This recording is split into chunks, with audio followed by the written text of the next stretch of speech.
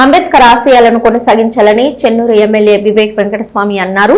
ఇక doctor BR Ambedkar 134వ జయంతిని పురస్కరించుకుని మందమరిలోని స్థానిక సింగరేణి పాఠశాల ముందున్న అంబేద్కర్ విగ్రహానికి ఎమ్మెల్యే పూలమాలలు వేసి నివాళులర్పించారు.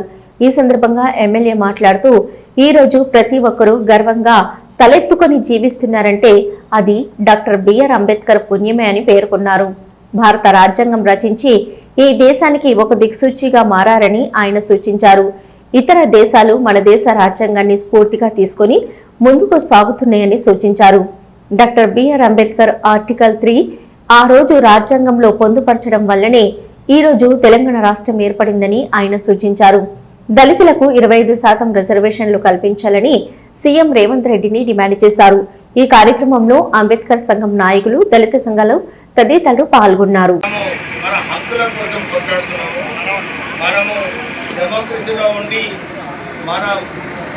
వాయిస్ ఏదైతే మనం వినిపించడానికి మనకు ధైర్యం వచ్చిందో అది కేవలం అంబేద్కర్ గారు ఆ రోజులలో మనకు కల్పించినందుకు ఈ రోజు మనము గట్టిగా మాట్లాడగలుగుతున్నాము.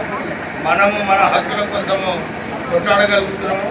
మన హక్కులు సాధించుకోవడానికి కూడా డాక్టర్ బిఆర్ అంబేద్కర్ గారు మన కాన్స్టిట్యూషన్లో రాజ్యాంగంలో రాయడం జరిగింది.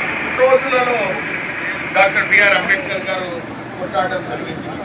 హిందూ బిల్లు ఆ రోజులను మహిళలకు వాళ్ళ హక్కులు కల్పించాలని చెప్పి హిందూ కోడ్ బిల్లు ఏదైతే పెట్టారో అది పాస్ కాలేదని రాజీనామా చేసినాడు మహిళల కోసం doctor BR Ambedkar.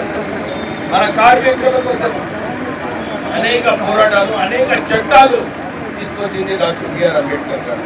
Minimum wages అనుకున్నా, మ్యాక్సిమం వర్కింగ్ అవర్స్ అనుకున్నా, మన అసోసియేషన్స్ పెట్టడము, యూనియన్ కార్మికుల యూనియన్స్ స్థాపించడంలో, హక్కులు కల్పించడంలో మన బిఆర్ అంబేద్కర్ గారు మనందరికీ కూడా సేవలు చేయడం రాష్ట్ర ప్రభుత్వం ద్వారా అనౌన్స్ చేయబడుతున్నది.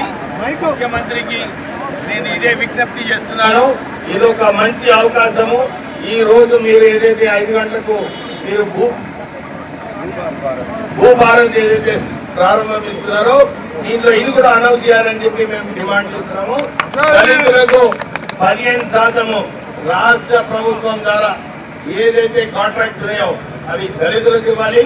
దాంతో పాటు 15% ప్రొక్యూర్మెంట్ కూడా దళితులకు ఇవ్వాలని చెప్పి మేము డిమాండ్ చేస్తున్నాము.